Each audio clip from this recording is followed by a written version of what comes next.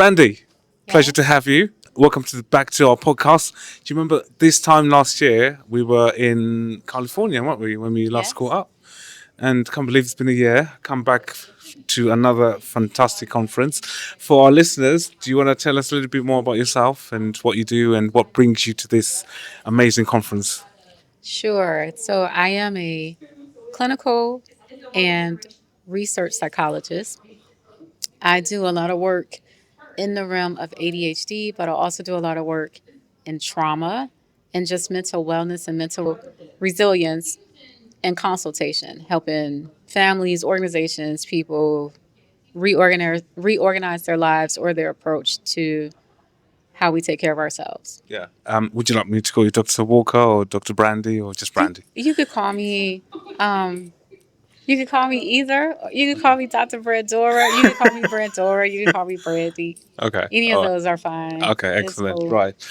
Yeah, as I said earlier, just good to catch up. And okay, just to rewind, let's go back to the beginning. Yes. Just talk us through your journey. What brought you into working with clients with ADHD? What was it that brought you into this field? So I started working in this field as a young psychologist in training. So I had a master's in counseling. I started with Howard University, the clinical psychology program. At the time, I was also in the military. And so one of the things I wanted to do was work with service members. And I wasn't able to do therapy with them until I had either a master's in clinical social work or a PhD in psychology. And so I had already worked, I had already had a master's in rehabilitative counseling, but it wasn't enough. So I just decided to do a doctoral program instead. So I went to Howard, and part of my training was working with kids. So Howard University is a very community focused educational institution. And so we were absolutely in a community working in different schools. And part of the work that we would do was full psychological assessments for students to find out, what's causing their challenges in a learning environment.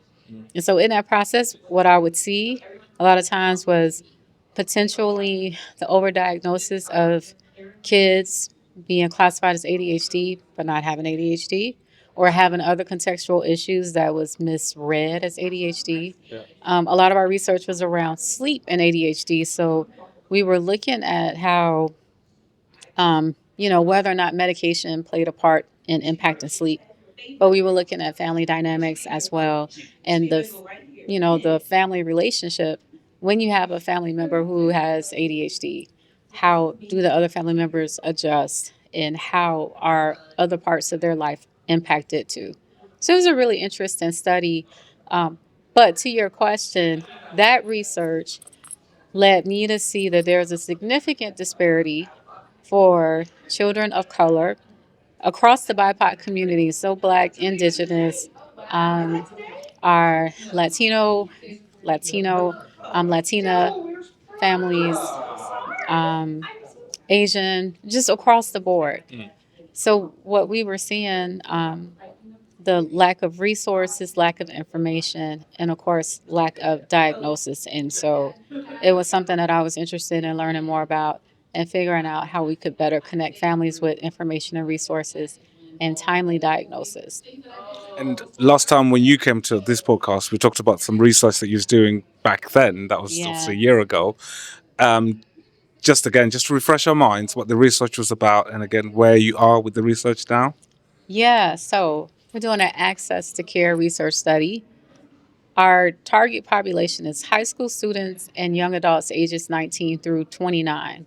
What we've learned over the years and what we've seen is that our families, potentially those of color, are at the greatest risk of negative trajectories, dropping out of high school, maladaptive coping, meaning like using drugs, sexual promiscuity, all kinds of behaviors that just undermine your success at life. what we've also seen is that a lot of these people find themselves either in detention centers or the prison system at a far accelerated rate than other people, other demographics. So, one of the things we want to do is intercept that. We believe that if we have as many neurodiverse people as the detention population and prison population is saying, which is close to 36%, sometimes 40%. In detention centers, it's definitely at least 1 out of 3, but it could be even more. These are undiagnosed. These are people, they potentially could be diagnosed. Yeah.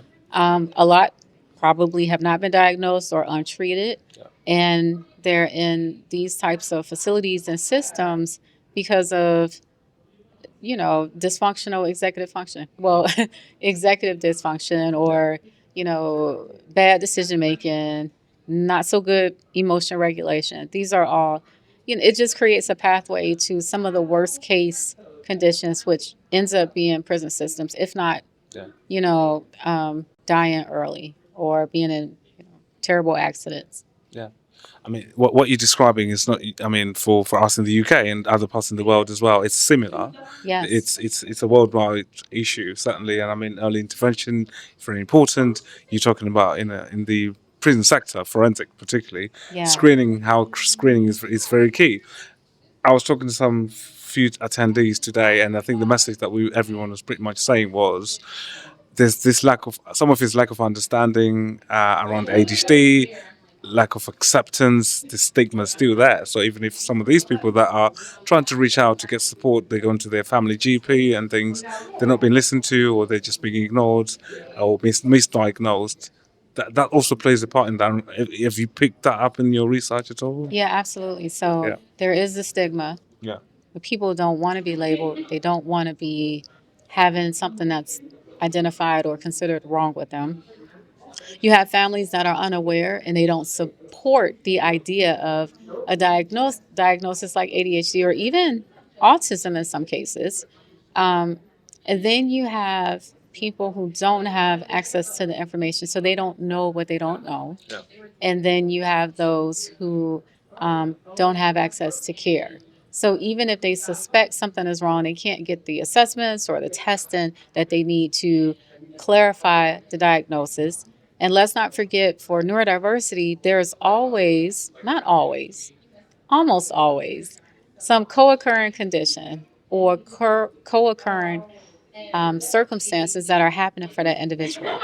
So you put all that together, and the likelihood of people getting the information and the care is, it's just much, much lower than what it needs to be, honestly. Yeah. This is a fantastic conference. I keep talking about that. Are we? I mean, there's two parts to this question. Everyone's doing their part coming to this conference, learning, networking, connecting, thriving, and all of that. I mean, the onus is on us, isn't it, to take this, whatever we get from this conference, out in our practice, in our families, the community, and things. But at the same time, should we also be targeting certain professionals to come to this conference as well, who are maybe in mental health services, not specializing in ADHD as such, to come and learn more and understand it more, I suppose, would you say? I appreciate what you're saying, Archie, because you're absolutely right. I think we could invite people to this conference, or we can invite people to a conversation. So we can, as practitioners or social media influencers or whatever realm that we work in, we can start building community, start building a village, and we can form alliances with other organizations and make sure the word is spread. Some of the things that we advocate for with the nonprofit that I had started, which is really a research nonprofit, but also an organization that provides training, is cultural competence or cultural conscious, culturally humble training, so that providers understand how to work with people who don't look like them and they can give them quality care, because that seems to be impacted or suffer when clinicians are not informed. I mean, that point goes away from mental health. In physical health, we were talking about, pregnancy. We hear these things. Yes. So it's. I agree. I mean, there's a big job to be done there in the health service in Yeah. general, isn't it? Yeah. And would you think some collaboration would work as well? I'm not just seeing it as a mental health issue. Maybe us partnering with other colleagues that work in more general Yes. health. Absolutely. Yeah. Um, So we know that neurodiversity means that there's differences in the brain. There's differences in how the brain functions, as well as um, how the brain receives information, processes informations. That difference is within that individual, but it's also a difference from how neurotypical or people who don't have neurodiversity, how their brain works.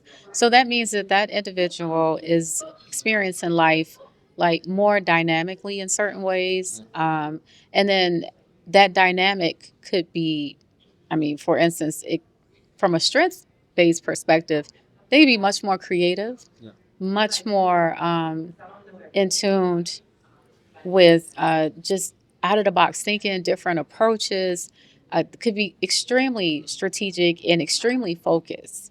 So there are some strengths. It's the challenges with the executive functions that makes life potentially difficult. Because when your brain isn't working at the same pace across the board, then that means that there'll be deficits. And you have to, in a sense, either be equipped to navigate those deficits or you will suffer from those deficits in different times and spaces. It may be when a job is requiring you to, produce certain deliverables. It could be in an academic environment where you have to pass a test or get homework done or write a paper. But it also could show up in relationships. And I'm not, telling you something you don't already know. Yeah. But for those reasons, because it crosses so many areas of life, it's important for practitioners across the board, clinicians, school teachers, educators, to have the awareness of what that looks like and feel somewhat equipped or at least know where to go to get additional resources to help, mitigate the situation. Yeah, I mean, it's avoiding trying to work in silos, but more collaboration, isn't it? What you're describing there. What What have you seen? That's I want to focus on the positives, I suppose, from the early days of you coming into this field to now. What is it that you've seen that you think, oh gosh, we've come a long way? Some of the positives, basically, throughout your kind of career working in, particularly with individuals with ADHD. So, positives is that the message is getting out Yeah. that people, practitioners are taking more, giving more attention to what we're talking about. I appreciate that prison systems and detention centers are looking at their population and acknowledging that, oh, a great deal of these people actually have mental health conditions, and they're not necessarily like their criminal behavior is not out of a place of malice and just 100% absolute great decision making or great awareness. If neurodiversity or some other mental health condition is undermining how they behave in society, those things should be treated versus just penalized. So I think that that's important. I think that people are waking up to that. I think DC is a place where they actually have a mental health court. And so people with mental health conditions can actually be tried with um, people in the legal system that have a better understanding of how these mental health conditions present. Yeah. So I think our society is, in a sense, being able to have more awareness and embrace it, and then take that information and let it inform decision making. So I do think that that is a positive. Yeah. Going back to what we're discussing with stigma, particularly let's focus on certain pockets of communities. You referenced black communities. If I could just talk about that for a little bit. Have you seen a shift at all in terms of within our communities? Do you feel we're making progress in terms of understanding not just ADHD, mental health conditions in general? It's fascinating. Mental health for people of color is really unique. Black community, even our Latinos, Latinas, even the Asian communities, everybody deals with mental health conditions. particularly when we think about immigrants and their experiences. We don't talk about the presence of trauma and how that also potentially can inform neurodiversity. So that's a whole nother conversation, Yeah. but it's absolutely one that should be had. Um, so when we're thinking about stigma, people just don't want something else to be wrong with them when they're looking at their life situations and they feel like all these other things are not going well. Yeah. Having a label means that now it means that I'm officially labeled that something is wrong. And so that's why we have, you know, grammar students, elementary, and high school students who may have a diagnosis of ADHD but don't want to take medication. They don't want the accommodations because they don't want to be looked at as different or there being deficits or something wrong. And that's just shared. There's people who have ADHD or autism or some form of neurodiversity, and they're in their work environments. They haven't said anything to their supervisors because or managers or their human resources department to get the accommodations that they need. They rather mask because they don't want people to think that something is wrong, because when people think you're different, people have a tendency to treat those who they think are different. So there's the bullying, the shaming, the disrespect. Um, so there's a lot of work to be done as it relates to stigma, not with just the individual, but those who are the ones that are doing the stigmatizing. I mean, sticking again to people of color. I remember there was a time when there was a disparity, particularly when people diagnosed with things like opposition defiant disorder, conduct disorder. Yes. And I mean, I don't know if you've seen has been a decline in those conditions, as such, in particular in those communities, or are we still kind of labeling them, or is there still this misunderstanding that it might not be ADHD. It's probably unmanaged ADHD, but we're looking Yeah. for other conditions which are bipolar and all of this and that. Yeah, you are absolutely right, Archie, because emotion dysregulation, when it's complicated with the stress Yeah. of daily life, particularly in times where our economic stability is being threatened, or in times where people having a place to live and have stability, when that is compromised, then that's more stress added to an individual who's probably already dealing with a lot of stress. So you take those things and you kind of pile them up. When a kid shows up at school who's been bullied or just had a hard time, or just sitting in a class when a teacher is like, "Oh, I know you don't know the answer, Archie, but go ahead and take a shot anyway." Just because neurodiversity may present for that individual in a classroom environment, it may be challenges. And so having those repeated experiences, it does make it more difficult for that individual, to want to speak up and identify that they have an issue. Yeah. What's next for you personally, like just in your career? Like, is there anything you're working on currently?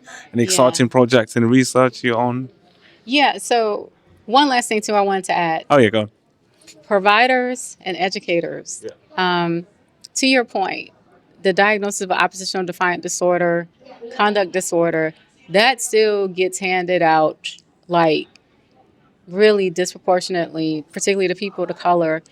Part of it is because our trauma response, right? Because a lot of times we have had traumatic experiences and we live with it, but it doesn't mean that it's not affecting us. So if we respond in anger or we respond oppositionally, it does not mean a person is just intentionally oppositional or intentionally defiant. Because neurodiversity shows up and it causes you to just feel a certain type of way, to be angry or to feel irritable or agitated, or overwhelmed, your response to that may look like aggression and opposition. And in reality, it's just dysregulated emotions, to your point. Yeah.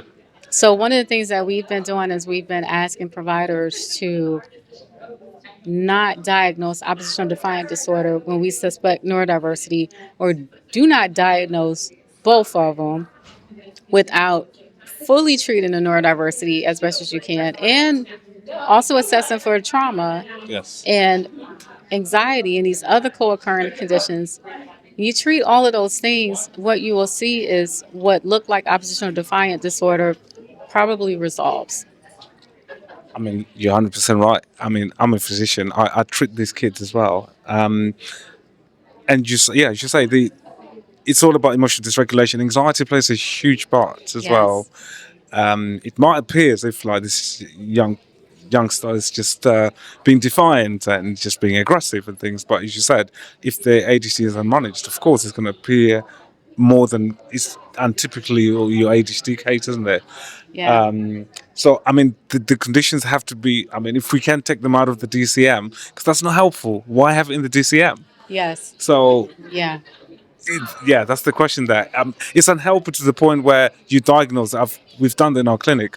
You give that diagnosis to the parent, and then they'll be like, "Okay, what's the treatment for that?" And it's parenting most of the time, isn't it? There's no medication for opposition and defiance. Exactly. So, what's the point of diagnosing and labeling a behavior that we're seeing, which might actually be in the context of unmanaged ADHD? I'm agreeing with you. Yeah. I'm agreeing with you. And the way that we would treat, honestly, the way we would treat oppositional defiant disorder or conduct disorders, we're not just going to work with the child, we're going to work with the parents. Yeah. Right. And so if that's the case, if you're going to have conversation with parents about the way to communicate and how to really meet your child where they are, how to take a strengths-based approach versus punitive, then you can do all of that without giving that diagnosis as well. Yeah. Yeah. True. True. 100%. I agree. I mean, on a lighter note, Yeah. I know you got to dash to another workshop just now. I was asking you about exciting projects and things going forward. Yeah, so current projects, last year we were just embarking on strategizing the idea of an access to care research study. So everything we've been talking about is relevant to that because a lot of our people are not able to get the care that they need. So they don't get the information and they don't get the care. The obstacles to care could be not having insurance. It could be being limited to a general provider who is not fully, uh, understanding of what neurodiversity looked like and how it shows up. So the Access to Care research study is about high school students and young adults who suspect that there is some executive dysfunction happening. What we like to do is allow them to be screened. Right. If they screen for what could be some neurodiversity, we test them. They get psychological testing, like a nice battery of tests that looks at neurodiversity, but it also looks at anxiety, depression, trauma, and we assess for all of those things. When it comes back, test results come back. If the individual does have neurodiversity, then we set them up with treatment, counseling. I think about eight weeks of counseling as well as 8 weeks of coaching with an executive functioning coach. And then they also get an opportunity to get medication with a licensed provider, a licensed prescriber. Yeah.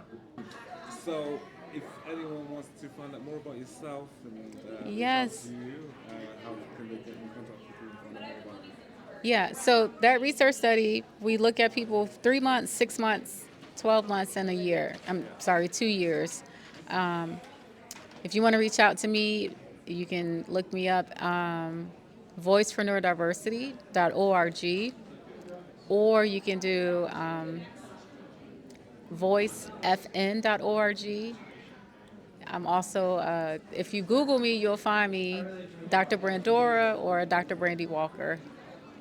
Or Dr. Brandi at voicefn.org. It's Archie back for the ADHD Care podcast. Pleased to say I've got Lynn who's joining us on our podcast. Hi. How are you doing, Lynn? I'm really well, thank you. How are you? Good to see you again this you. year. How are you finding the conference? Oh, the conference is wonderful. It's Yeah. such a beautiful space, and I just always enjoy all the connecting and Yes. meeting people like you, being course. able to talk about ADHD. It's great. Yeah. For anyone who's unfortunately unable to come to this amazing conference, do you mind describing what we've just experienced over the last 3 days? Oh, absolutely. Let me see. So much when you have a bunch of neurospicy or neurodivergent people in one place, one of the things that happens is everything is okay. So if you lose, you leave your cell phone in the loo, or if you have dropped something or spilt something, or maybe you run into somebody, everybody is like totally okay with it because we're all doing the same thing. And so it's really, really liberating and It is, freeing and fun. absolutely. I mean, yeah, unmasking, just being yourself, sharing ideas, experiences. It's a community, isn't it? It feels really like is. I haven't had the need to even go outside. I mean, look at the weather; it's amazing, blue skies, but it feels like I didn't want to miss every moment of what we're experiencing, which is amazing. Yeah. Just coming to yourself, just describe to us a bit about yourself and what you do in your professional kind of capacity. Oh, sure. So let me see. My name is Dr. Lynn Piché. I'm a registered psychologist up in Canada in British Columbia. And I've worked as a psychologist and sexual therapist for 26 years. It's a long time. I'm still somewhat surprised that I've made it this long. And so my work, and when it comes to ADHD, is I talk a lot about ADHD and sexuality, and I want people to have language and words and be able to communicate how ADHD impacts your sex life. So that's really kind of what I've been doing, and my work as a psychologist has been in private practice, but also for different government agencies, and I just kind of do my best to help people that are looking for some information and some assistance. Amazing. Yeah. And you also have, you said, we were talking off air before, you were Yes. saying you got children with ADHD. Oh, yeah, absolutely. I have family with ADHD. I myself am late diagnosed female, which I always laugh because, when you look at somebody who's a certain age and they happen to be female assigned at birth, pretty much it's late diagnosis situation. So it's been a wonderful community for me to find. So, what are some of the issues that people come to see you about, particularly focused on ADHD and you being a sex therapist? What are some of the things that people reach out to see you about? There's a lot of things that come up. Generally, this like dissatisfaction with their sexuality or some sort of sexual functioning problem where maybe erections aren't working the way you'd like them to, or difficulty finding orgasm. Some of the ways in which that distractibility shows up can also be misinterpreted by partners. So I do a lot of couples counseling where people are kind of saying, hey, I think, there's a problem in this relationship, but they don't necessarily have the words, both to understand or label the impact of ADHD on relationships, but also the impact of ADHD on their sexuality. So definitely some spaces in which it comes up. How does ADHD impact on sexuality? Oh my goodness, it's such a big question. Yeah, I was just about to say. All right. So the themes, I'll give you the base themes. Yes. And one of them has to do with that attention and the distractibility during sex. So maybe you're going to have sex and you're thinking about it, but when you actually get in there, you can't really stay in the present. You're thinking about, the to-do list, or there's a dog barking, or other things that are kind of pulling you out of the moment. And the other thing that comes up a lot is the sensory issues. So we know that people with ADHD have sensory issues. We don't often have language or talk about how those sensory issues come up during sex. And so sometimes what will happen is you'll have a sensory issue and you think, oh, maybe I'm not comfortable in this relationship, or maybe I don't like sex, but it's actually that there's this icky thing happening for you. Yeah. Let me see, what are some other ways? Well, the research will tell us that there's these links between ADHD and having more sexual functioning problems, which I think I've talked about. And what I talk about is transitions in and transitions out of sex. So if we think about transitioning out of sex, the other thing that the research tells us is there's this moderate correlation actually between ADHD and hypersexuality. So what might happen is that you're kind of have ADHD or maybe undiagnosed ADHD. You start having sex and you're having a really good time. And then you kind of get stuck in overdrive and you can't kind of come back out. That can happen for you if you have ADHD as well. And then all the masking and the intimacy problems that come with sexuality, relationships, and having ADHD. So I think I've only touched on some of them, but there's just so many things. Yeah, of course, I Yeah. completely understand. And I think when it comes to sex, I mean, it feels like it's a taboo. People don't speak about it openly. And you mentioned communication, and I think it's very key, certainly. As much as people can talk when they first get together about their interests, what they like to do, what they have in common, but I don't hear people speaking or communicating more about, their sexual, desires and their sexual interests and all of that stuff.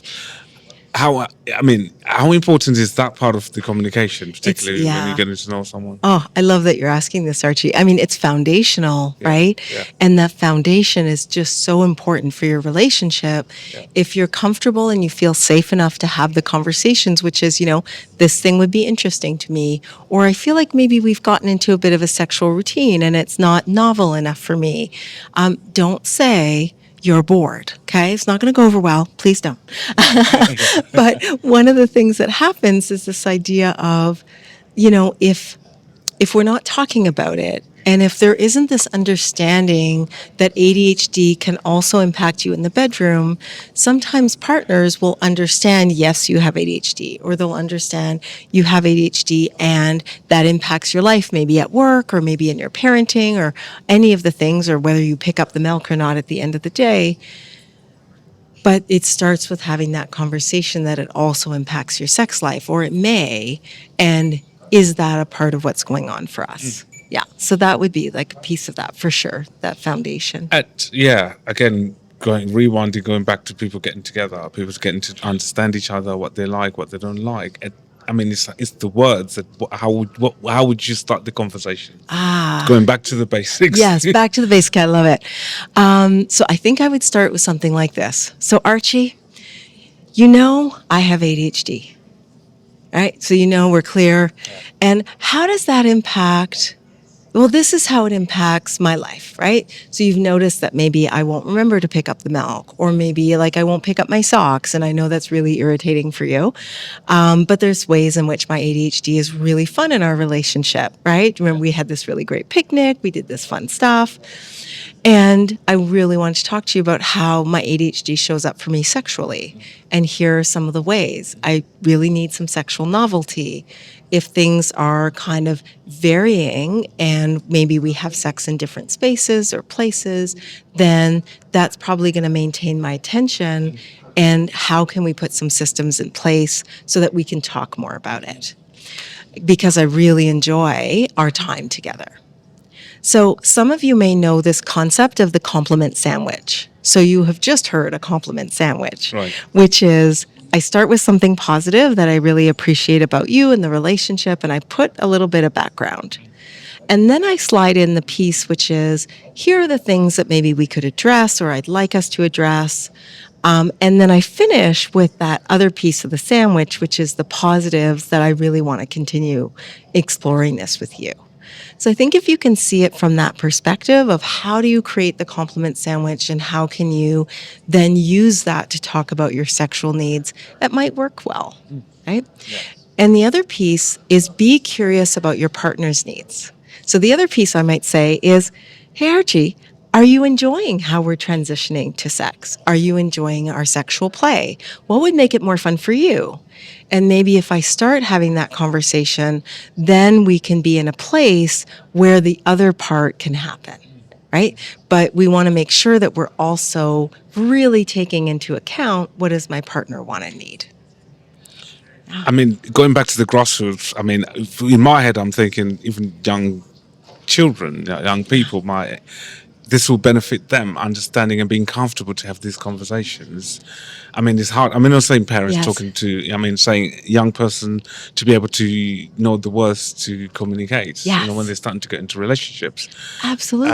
Because I don't think that happens. As you probably see this. I don't hear a lot of young people talking about this. There's a shame. Some of them, they have shame. They don't know, how, what their sexual interests are. They don't know how to ask their other half what their interest. That can happen with young people, with adults. Yes. But I'm just trying to go back to even in my childhood, would I be able to put that into words and have that conversation in my younger teens when I started being sexually active and things.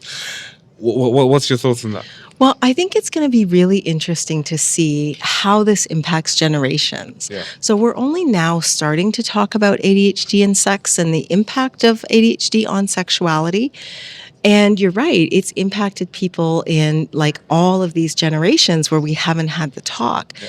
And so, when you look at the research, it can be a little bit like, you're scratching your head going, well, what's happening here? As the younger generation grows up with the language of I'm having a sensory issue or I'm having a sensory concern or I'm distracted or I need something that's novel, I suspect that their experiences, both overall in life when it comes to ADHD, but also sexually, will also start shifting.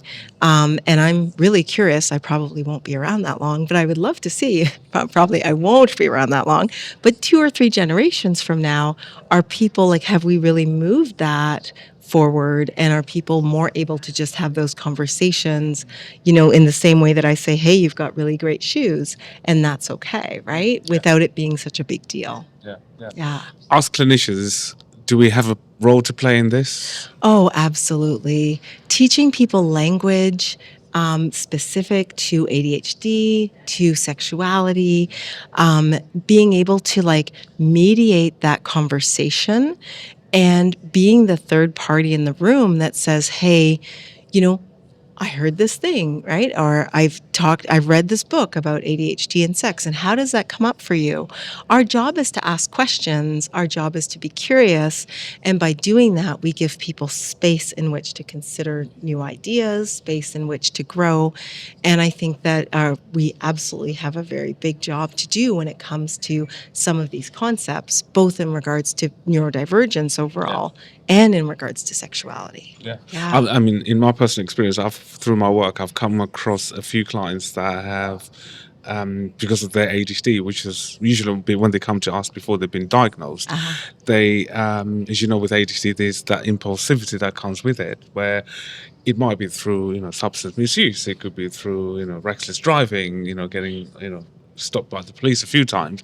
In some cases, we've had, high rates of sexual activity, if you want to put it that way, because of that impulsive control and sometimes unprotected sex, which can then lead to all sorts of things.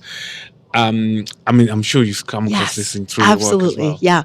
And the research really speaks to that, right? And it says when we look at samples of people who have ADHD, and I always want to be cautious and to say, the research is emerging and our sample sizes are still small, but we see those links both in younger people with ADHD, so juveniles, older teens, young 20s, and in adults, these higher rates of STI infections, higher rates of condomless sex, higher sexual partnerships, more consensual non-monogamy.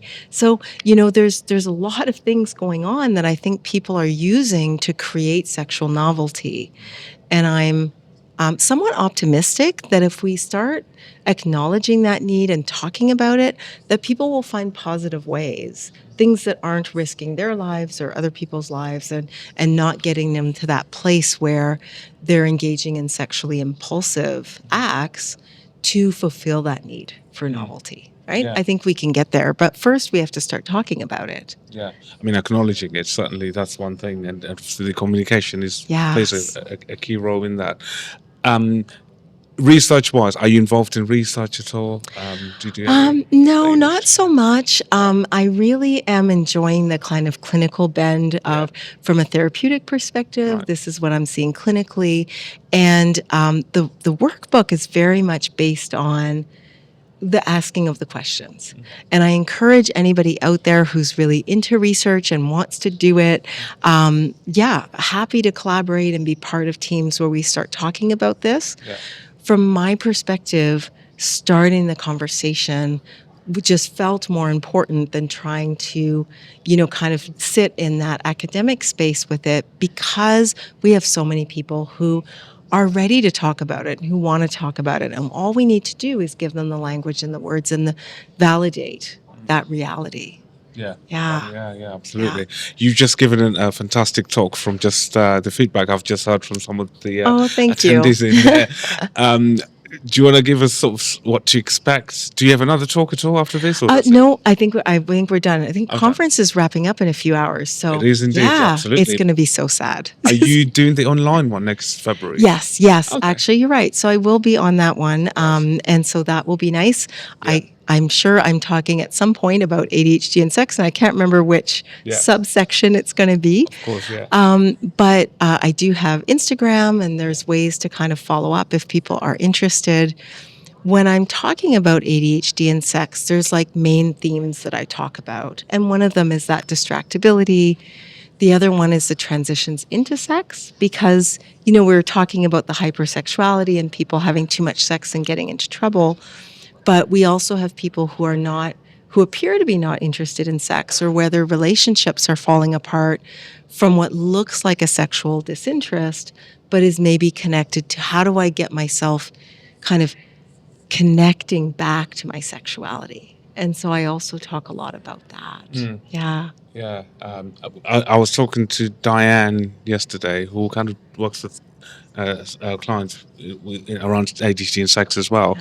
And she was describing that sometimes you can fall into this pattern, don't you? Sometimes where it becomes a chore, don't you? Particularly if, people live busy lives and you've got all sorts of things going on. Sometimes you might feel overwhelmed by other stuff. You might be going through stresses and feeling burnout and things. And sometimes sex becomes less of a priority. I mean, if you have a partner who is left there and who's had, there's no communication, Right. and they see it as a rejection.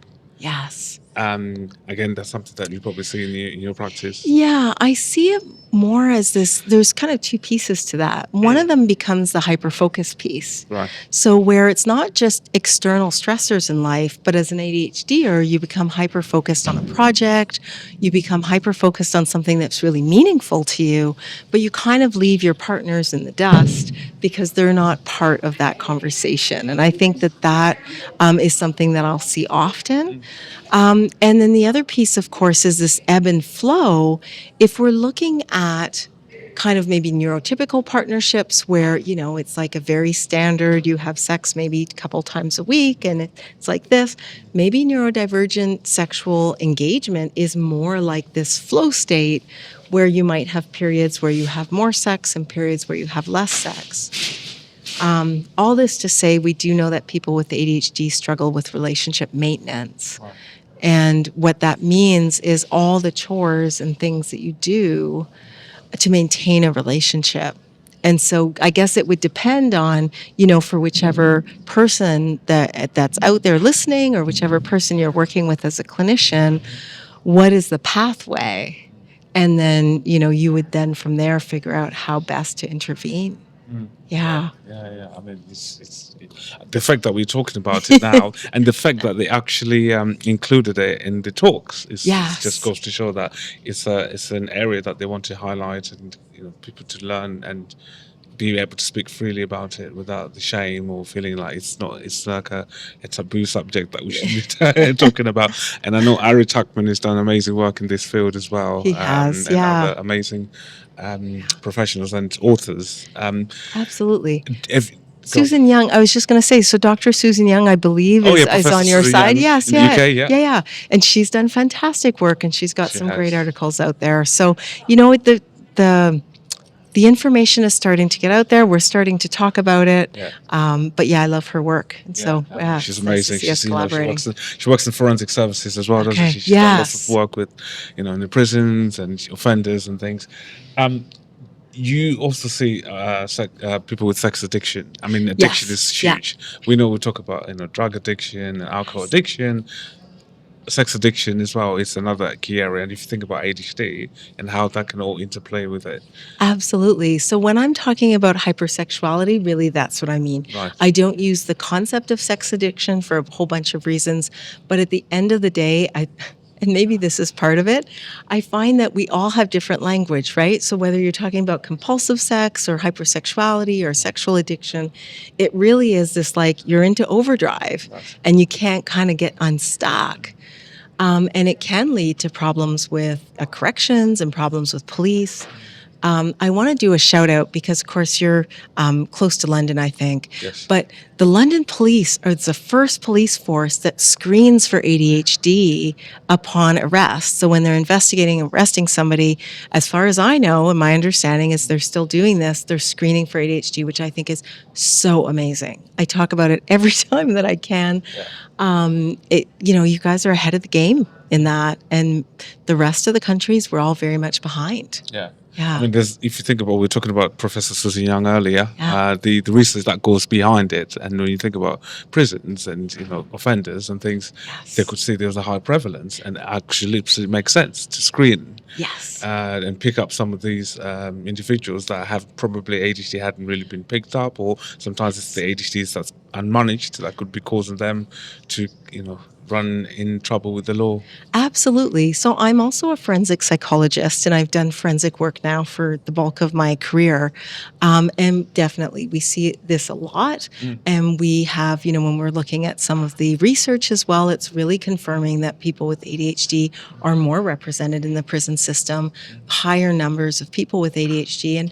And we need to do a much better job as a community to say, hey, if we identify these kids earlier, if we provide the structure and the support and help engage them in communities like this community here, the CHAD community at the conference, we can really start literally changing people's lives. And they don't have to be on this line of, I don't understand what's wrong, but I'm impulsive and I'm not stopping to ask for consent because I got excited. And these things that really are harming a lot of people, and we can change that. Yeah, I mean, going back to what we're discussing as well in terms of sometimes the communication that can, the miscommunication between partners and things.